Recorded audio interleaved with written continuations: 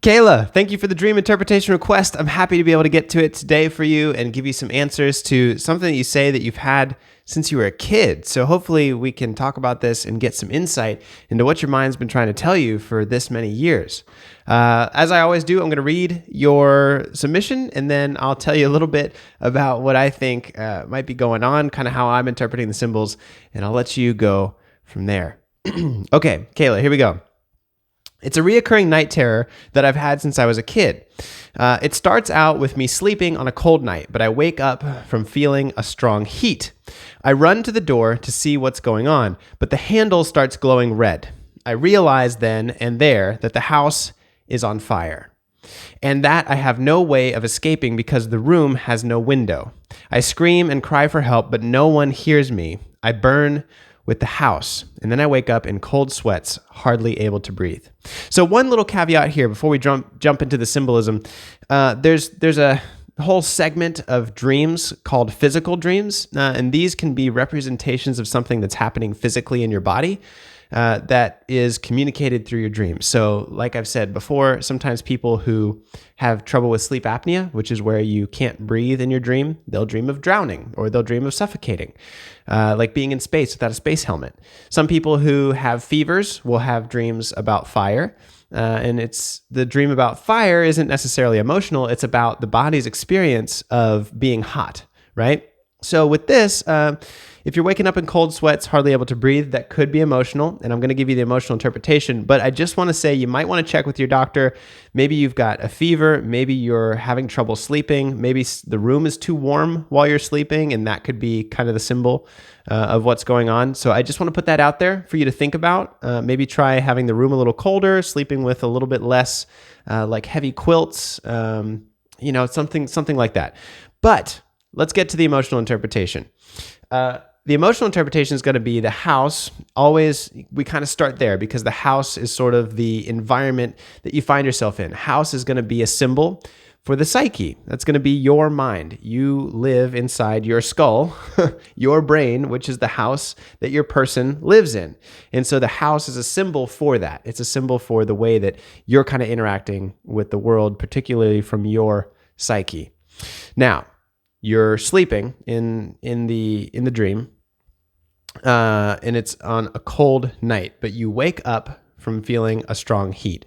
Cold, snow, winter is a symbol for frozen emotions. So rigidity, stuckness, your emotions aren't fluid. You're kind of, if that's an important symbol in the dream, it's going to be because there's a lack of expression in your emotions. You're a little bit rigid, a little bit frozen. You know, they talk about someone with a frozen heart, right? They're not very emotional. They try and control their emotions. And so there's a contrast here. It's a cold night, and then you wake up and it's hot, and it's because the house is burning. Fire is all about passion. It's the opposite of that cold night that you're on. So maybe you're used to the cold night, and that's kind of how you generally deal with life, but the fire is going to be the opposite of that. It can have a couple of meanings here, particularly passion and anger. It can also be sexual desire. It can be some of the interpretation for fire. It can also be a little bit of the play between sexual desire, like human desires, and like hellfire, right? So sometimes we try and keep our emotions frigid because we know that, or we feel that, we're going to be judged. We're going to be evil. We're going to be doing something wrong or sinful if we give into our fleshly passions and desires. And so the contrast here, the interpretation of your dream very simply is this clash inside of you, inside your psyche, the house, between being reserved, being self-regulated, being cool, calm, and collected about your emotions, and the real passion and fire that lives inside, and your fear that that passion is going to consume you like hellfire.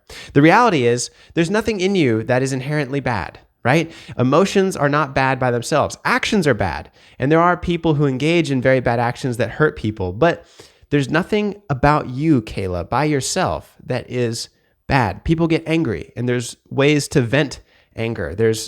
Anger can be one of the great motivators. And so maybe if you struggle with motivation, and that fire of anger can be the secret to unlocking your motivation. Anger can also be a great emotion to protect people, right? So even the negative emotions aren't negative.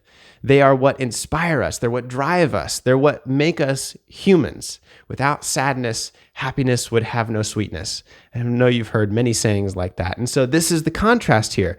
There is a portal, a doorway with a hot knob that you know you want to burst forth into, but you're afraid that if you let loose in your passions, your desires for the world, your motivations for what's going to happen next, if you open that door and take the next step in life, that you're afraid it's going to consume you. And I understand that fear. I don't know where that came from. This is where I recommend getting a counselor or coaching or therapy to help kind of explore where this is coming from for you. But your mind knows clearly that you can't hold on to those passions forever. And eventually, whether you repress them or you give in to them, they're going to have to go somewhere. And hopefully those fires fuel the rocket that takes you to the dreams and the stars that you want to be in, or it's going to burn down your house. So I hope that helps. I know you feel alone. In the dream, it talks about screaming and crying and no one's there to help. But that's not true. I know that sometimes you keep people out, and sometimes you keep your emotions and feelings to yourself. And so I'm really glad that you took the step here today, Kayla, to tell me about this and to get some insight into your dreams. I hope this gives you the courage and the strength to know that you're a wonderful, amazing human being in person, and that there's desires and passions in you that need to be expressed, that need to be developed and matured and cherished for what they are, because they're amazing and beautiful, and they'll take you to the places and the goals that you want to go. Just trust them and trust yourself to move through them, because you're stronger than you think. I know it. Kayla, I hope it helps. If you've got any other questions, hit me with an email, put a comment down below. But until next time, thank you so much for being here.